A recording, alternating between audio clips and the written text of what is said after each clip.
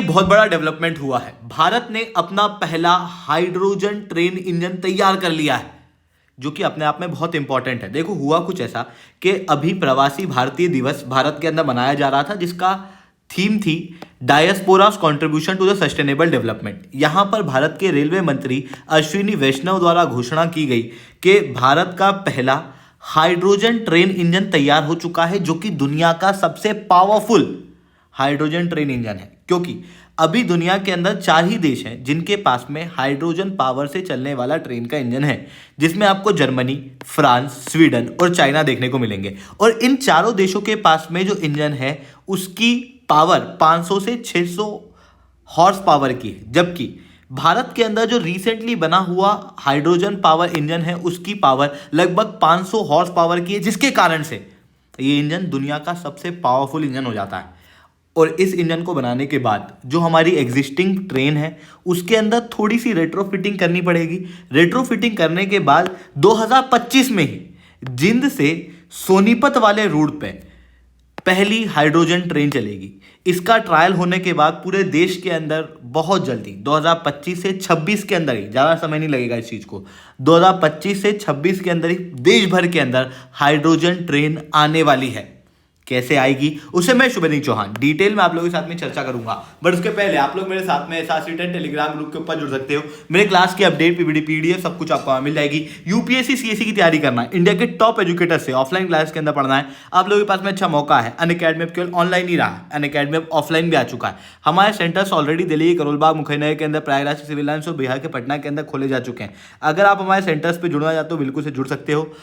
कोई भी क्वेरी हो तो आप इस नंबर पे कांटेक्ट भी कर सकते हो। साथ में अगर मेरे को आप लोगों को मेरे इस वीडियो की पीडीएफ चाहिए तो नीचे डिस्क्रिप्शन के अंदर मैंने एक लिंक दी हुई है, उसके जरिए आप डाउनलोड कर सकते हो। वहीं पे और भी दूसरे आपको फ्री स्टडी मटेरियल मैंने दिए हुए हैं, जहां पर प्रीवियस ईयर के क्वेश्चन, प्रीलिम्स के mock test, monthly current affairs की मैगजीन, एनसीईआरटी के नोट्स की समरी, ये सब कुछ आपको फ्री ऑफ कॉस्ट मिल जाएगा। चलिए दोस्तों समझने का प्रयास करते हैं यहाँ पर क्या हुआ है। देखो सबसे पहले बात करते हैं ये हाइड्रोजन एनर्जी पे चलने वाला रेलवे इंजन काम किस तरीके से करता है। देखो इस इंजन के अंदर ना 3 बेसिक कंपार्टमेंट होते हैं। इसको 3 कंपार्टमेंट में आप तोड़ सकते हो। इसका जो पहला कंपार्टमेंट होता है ना उसके अंदर होता है हाइड्रोजन फ्यूल, और हाइड्रोजन फ्यूल के यहाँ पर 4 टैंक आप देख सकते हो। हाइड्रोजन यानी कि H2 जो फ्यूल है, ये फ्यूल अलग अलग तरीकों से बनाया जा सकता है। अगर ये स्ट्रीम रिफॉर्मिंग प्रोसेस से बना है तो इसे ग्रे हाइड्रोजन कहा जाएगा। वहीं कार्बन कैप्चर करके हाइड्रोजन बना है तो उसे ब्लू हाइड्रोजन कहा जाएगा। इलेक्ट्रोलिसिस से बना है तो ग्रीन हाइड्रोजन कहा जाएगा। ब्लैक हाइड्रोजन जब कोल का ग्लेसिफिकेशन होता है और CO+H2 निकलता है ना, तो वहां पर जो हाइड्रोजन निकलता है उसे हम लोग ब्लैक हाइड्रोजन कहते हैं। वही इलेक्ट्रोलिसिस की ही प्रोसेस से जब आप न्यूक्लियर एनर्जी देते हो, क्योंकि देखो H2O को आप तोड़ोगे तो H2O को तोड़ के आप H2+O2 बनाते हो इलेक्ट्रोलिसिस में, तो यहां पर एनर्जी आपको देनी पड़ेगी। अगर ये एनर्जी आपने न्यूक्लियर एनर्जी दी है तो फिर उसे आप पिंक हाइड्रोजन कहोगे। इसी तरीके से अलग अलग प्रकार के हाइड्रोजन होते हैं। वहीं अगर आपने यहाँ पे एनर्जी सूरज की दी है तो फिर उसे आप येलो हाइड्रोजन कहोगे। ऐसे अलग अलग तरीकों से हम हाइड्रोजन बना सकते हैं। सबसे अच्छा तरीका होता है ग्रीन हाइड्रोजन, और यही ग्रीन हाइड्रोजन यहाँ पर प्रयोग किया जाता है क्योंकि इस ग्रीन हाइड्रोजन को बनाने में कोई भी एमिशन नहीं हुआ। फिर ये जो H2 है इसे जलाया जाता है। H2 जब पानी से जलता, O2 से जलता है तो ये छोड़ता है H2O, और ये एक एक्सोथर्मिक रिएक्शन होती है, मतलब यहाँ पर एनर्जी जनरेट होती है।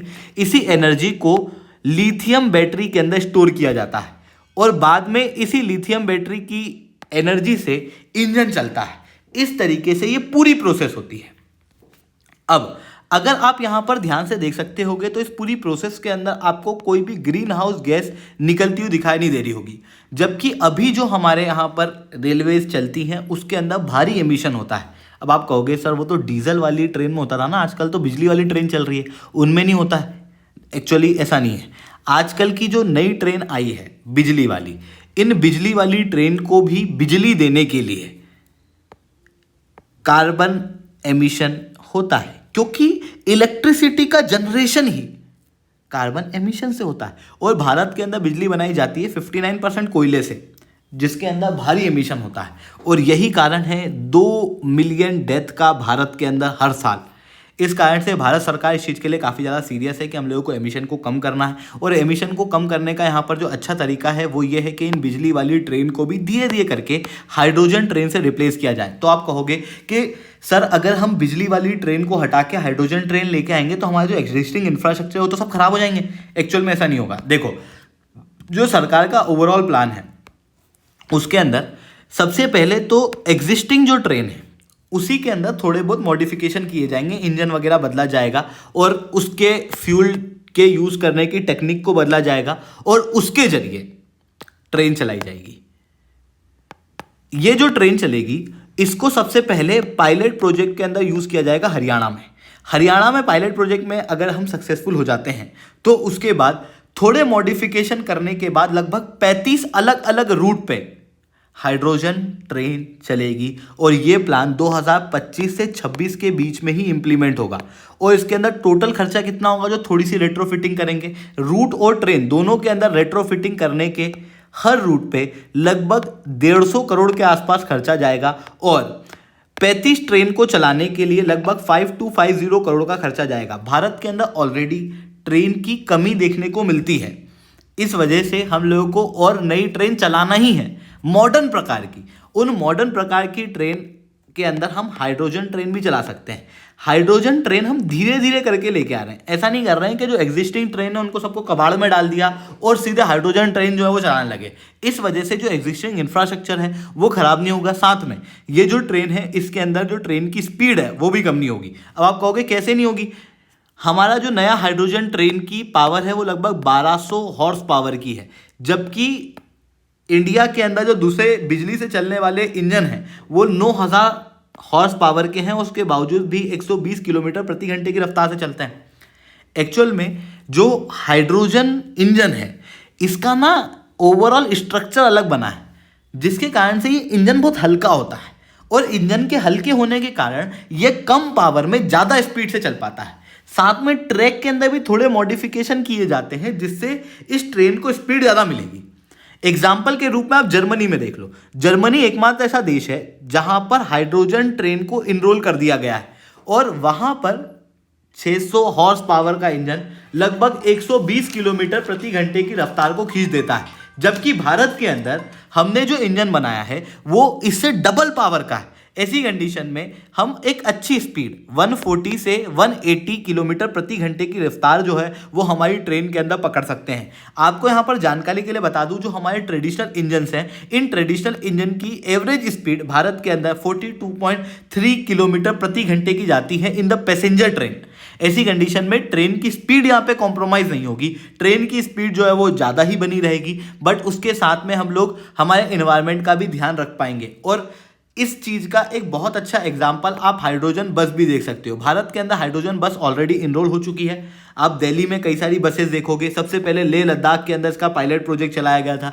इंडियन आर्मी को हाइड्रोजन पावर बस जो है वो ऑलरेडी दी जा चुकी है, जिससे क्या हो रहा है कि ओवरऑल रूप से हाइड्रोजन के इनरोलमेंट से हम ग्रीन हाउस गैसेज जो कि ट्रांसपोर्टेशन के अंदर एमिट होती है हम उसे कंट्रोल करने का प्रयास कर रहे हैं। साथ में ये जो इंजन हम लोगों ने बनाया है ये इंजन भारत को जियो पॉलिटिक्स में भी काफ़ी मदद करने वाला है। देखो, भारत के अंदर ट्रेन जो है वो अंग्रेज़ों के समय से आ गई थी, बट उसके बावजूद भी इंजन भारत के अंदर नहीं बनते थे, इवन ट्रेन भी नहीं बनती थी। काफ़ी समय तक हम लोगों को रशिया से ट्रेन को इंपोर्ट करना पड़ता था। अभी कुछ सालों पहले ही इंडिया और रशिया ने एग्रीमेंट किया है कि भाई अब रशिया की ट्रेन भी इंडिया में बनेगी, बट सालों साल तक हमारे जो इंजन है और ट्रेन है वो सब रशिया से बन के आते थे। हमारी डिपेंडेंसी दूसरे देशों पर होती थी, बट अब क्योंकि नई टेक्नोलॉजीज आ रही हैं तो इन नई टेक्नोलॉजी के अंदर भारत खुद से इन इंजन्स को, इन टेक्नोलॉजीज को इम्प्लीमेंट करके दूसरे देशों पर अपनी डिपेंडेंसी तो कम कर ही रहा है, साथ में हमारी कैपेसिटी बन रही है दूसरे देशों को एक्सपोर्ट करने की। जैसे अगर हम हाइड्रोजन इंजन इतना पावरफुल बना रहे हैं 1200 हॉर्स पावर का, मान लो किसी अफ्रीकन कंट्री, वैसे तो जनरली कंट्रियों के पास इतने पैसे हैं नहीं वहाँ पर वहाँ पर भी इंफ्रास्ट्रक्चर डेवलपमेंट हो रहा है, वर्ल्ड बैंक असिस्टेंस दे रहा है, तो किसी अफ्रीकन कंट्री को लगता है कि यार हम लोगों को भी हाइड्रोजन ट्रेन की आवश्यकता है। वो फिर मार्केट में जाएंगे, मार्केट में जाके देखेंगे जर्मनी का इंजन, इंडिया का इंजन, और देखेंगे इंडिया के इंजन की पावर कैपेसिटी बहुत ज़्यादा है। साथ में देखेंगे कि भाई इंडिया के इंजन की कॉस्टिंग भी इतनी ज़्यादा नहीं है, तो फिर उनके पास में इंडिया के इंजन को खरीदने के अलावा और कोई ऑप्शन रहेगा नहीं।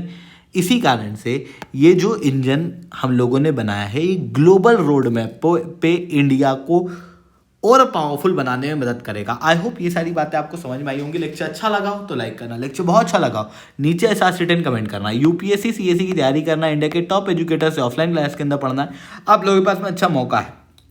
अनअकैडमी अब केवल ऑनलाइन ही रहा है, अनअकैडमी अब ऑफलाइन भी आ चुका है, हमारे सेंटर्स ऑलरेडी खोले जा चुके हैं। अगर आप हमारे सेंटर पे जुड़ना चाहते हो बिल्कुल से जुड़ सकते हो, ये कॉन्टैक्ट नंबर मैंने यहाँ पर दिया हुआ है। इसके अलावा अगर आपको स्टडी मटेरियल चाहिए फ्री ऑफ कॉस्ट, तो मैंने नीचे डिस्क्रिप्शन के अंदर एक लिंक दी हुई है जहाँ पर आपको प्रीवियस ईयर के क्वेश्चन, प्रीलिम्स के mock test free of cost, NCERT आप पढ़ते हो उनके नोट्स बना नहीं पाते हो, बनाते हो तो फिर भी वो मतलब पूरी एनसीईआरटी कॉपी कर देते हो, बड़ी दिक्कत आती होगी आपको। तो हमने ना हमारे टीचर्स के द्वारा बनाए हुए एनसीईआरटी के नोट्स जो है वहाँ पे अपलोड करे हुए हैं। साथ में आप लोगों के लिए करंट अफेयर्स की मैगजीन भी अपलोड करी हुई है, अगर आप जोड़ना चाहते हो तो वो डाउनलोड कर सकते हो। ठीक है दोस्तों, आज के लिए that's all from my side. जय हिंद, जय भारत।